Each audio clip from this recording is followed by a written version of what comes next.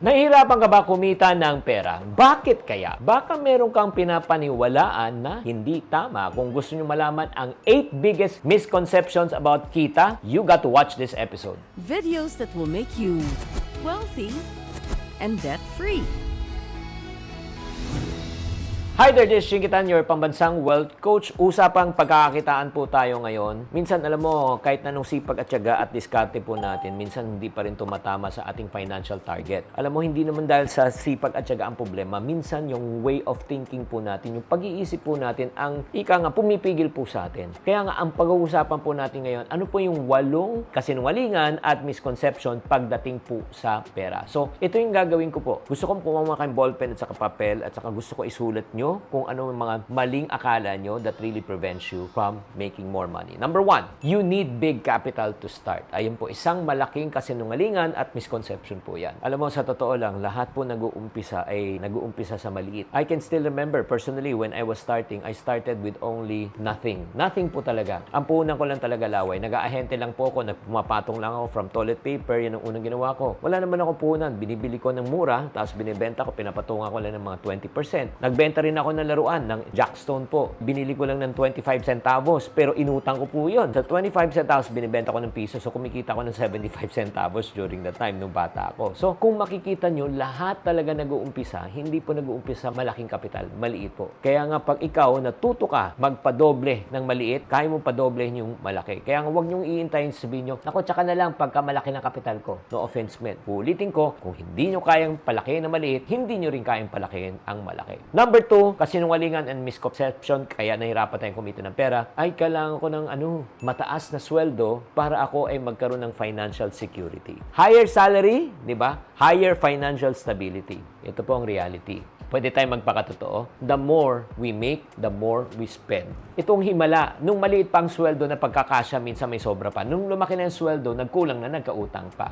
Type agree sa comment section kung nag-agree po kayo. So, ang malaking misconception po yan eh. Again, kailangan ba malaki ang sweldo? Opo. Nag-agree naman, kailangan malaki ang sweldo. Pero ito po ang reality. The goal in life is not to pursue financial stability, but the goal in life is to practice financial responsibility. Kahit malaki ka kumita, irresponsible ka, ubos ang iyong pera. Kahit naman sapat lang iyong kinikita, kung responsible ka, you live below the means and within the means, pasok pa rin ang iyong kita. That's the second, okay? Misconception, pagdating po sa kita kayo, wag po tayo magpapabudol po dito. Number 3, maling akala o kasinungalingan pagdating po sa pera at sa sweldo, syempre at kita. Kailangan maganda ang title mo, di ba, sa company para ikaw ay maging successful. Dapat parang tawag sa'yo, executive manager. Parang CEO or COO. Ano yung COO? Child of the owner.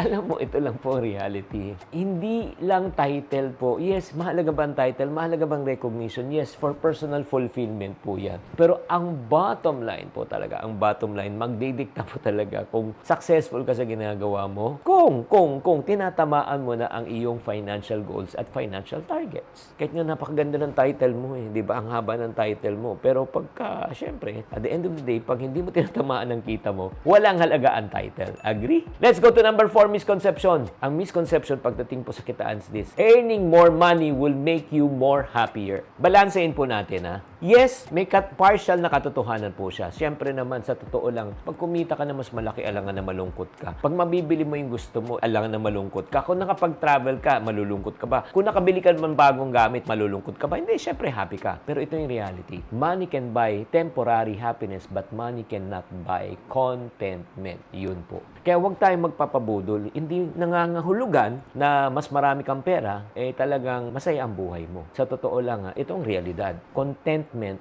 makes a poor man rich. Discontentment makes a rich man poor. Something to think about. Kaya bago tayo magpunta pa sa number 5, batiin muna natin si Louie J. Gallio at syempre si Sofia Geminio at syempre naman si Food Dog. Kamusta na po? Nagpapa-shoutout po sila. Let's go to number 5. Number 5, kasinungalingan pagdating po sa kitaan is this: you have to choose between passion and profit. Mamili ka. Kita lang ba o passion? Hindi mo pwede pagsabay yan. Alam mo, ito lang hindi porket na meron kang gusto sa buhay, kailangan i-sacrifice mo na yung passion mo versus financial success. Alam mo, ito yung reality. Ito yung pinakamaganda dyan. Find a career that aligns with your personal interest, enjoyment, passion, with your financial goals. Yan ang dapat natin gawin. Ako parati ko sinasabi, find something that you love to do in your life and be the best at what you're doing so that you don't have to work for another day in your life. Kung mapapansin nyo talaga yung mga nagiging successful talaga, yung nag-e-enjoy na sila sa ginagawa, binabayaran pa sila. O ito, si Tiger Woods, nag-e-enjoy mag-golf, binabayaran. Si Manny Pacquiao, nagbaboxing, binabayaran. Tapos sino pa? Si Stephen Curry, nagbabasketball, nag-e-enjoy, binabayaran pa. Likewise, with me, di ba, this is my profession and career. I enjoy doing content and then good news. Binabayaran din ako whenever I go to companies for speaking engagement. O, di ba?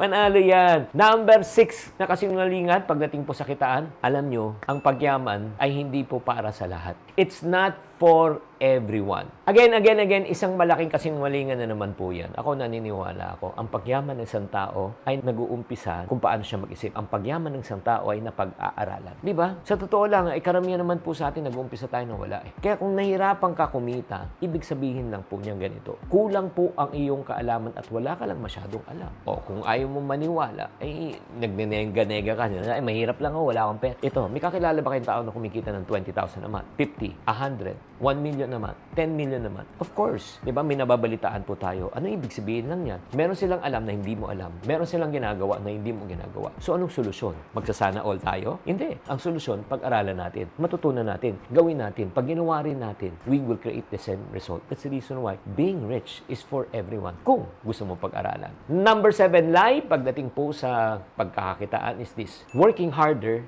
guarantees financial success. Sipag at tiyaga, sipag at tiyaga, sipag at tiyaga. Ay, nako. Maraming taong masisipag at matyaga. Katulad ko dati, masipag matyaga ako, pero alam mo, wala pa rin napupuntahan. Bakit? Kasi kulang ang aking karunungan, kulang ang aking kaalaman. Kung ikaw, like for example, nagpipinta ka lang ng mga building, magkano ba bayad sa'yo per day? 800 to 1,000 a day. Di ba? Pag tumigil ka na, hindi ka nakikita. Tama. Pero dapat iisipin mo, hindi lang pagpipinta ng building ang dapat alamin mo, pag-aralan mo. Baka from pagpipinta ng building, mag-switch ka ng skill. Skill development ka. Ang gawin mo, baka magpinta ka na ng canvas sa oil. O let's say, sa pinta talaga sa canvas. Ay nako, pag ikaw natuto ka mag-paint sa canvas, kung ikaw ay talagang napakagaling na artist at pintor, alam mo magkano kikitain mo per piece? Pwede kang kumita ng 30,000, 50,000, 100,000. Kahit sabihin mo, matapos mo yan in 1 month yung isang pyesa. Kung nabenta mo na naman ng 100,000, maganda. As a matter of fact, may kakilala ako nang gumagawa ng isang pyesa sa isang buwan. Alam mo, pag binenta niya,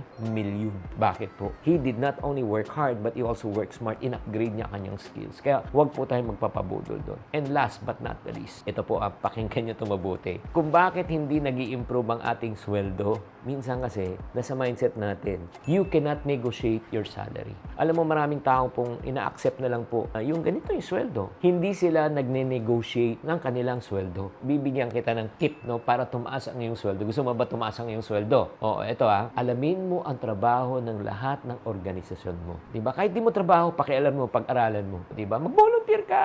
At kung tinatambakan ka ng trabaho, magandang oportunidad na ito. Bakit? Itong strategy natin. Itong gagawin po natin. Paaasahin ko kayong lahat sa akin. At kapag asang-asa na kayo, lalayasan ko kayo. Siyempre, tatybing ka peak season. Peak season, ikaw lang nakakaalam ng lahat, pupuntahan mo yung HR mo, I'm filing my irrevocable resignation. Oh no, you're valuable. If I'm valuable, let's talk. Let's talk. You can negotiate, di ba? Kaya huwag kayong mahihiya. Kaya nga ang tanong ko, sa 8 pinag-uusapan po natin dito, saan ka naniwala sa mali kasinungalingan? Number 1, again, kailangan mo ng malaking kapital. Pangalawa, kung mas malaking kinikita, mas financially secure ka. Number 3, kailangan mo ng magandang title para ikaw ay maging successful. Number 4, kung kumita ka, mas maraming kita, mas masaya ka. Number 5, kailangan mamili ka hindi pwedeng kita at saka passion Dapat isa lang. Number 6, ang pagyaman ay hindi para sa lahat. Number 7, kailangan work hard ka lang. Siguradong magiging successful ka. Number 8, hindi ka pwedeng mag-negotiate with your salary. Kaya nga tatanong kita, from 1 to 8, ano ang mga maling paniniwala that really keeps you from earning the money that you deserve and you desire? That's my question to you. Kaya nga, please comment in the comment section below. Gusto ko kung matuto po sa inyo so that I would have a better perspective on how you think right now. Maraming salamat. Sana naman nakatulong po tong episode natin na ito. Please don't fail to watch the other episodes here at my YouTube channel. Tatandaan, tamang karunungan, tamang disiplina, ang susi sa pagyaman.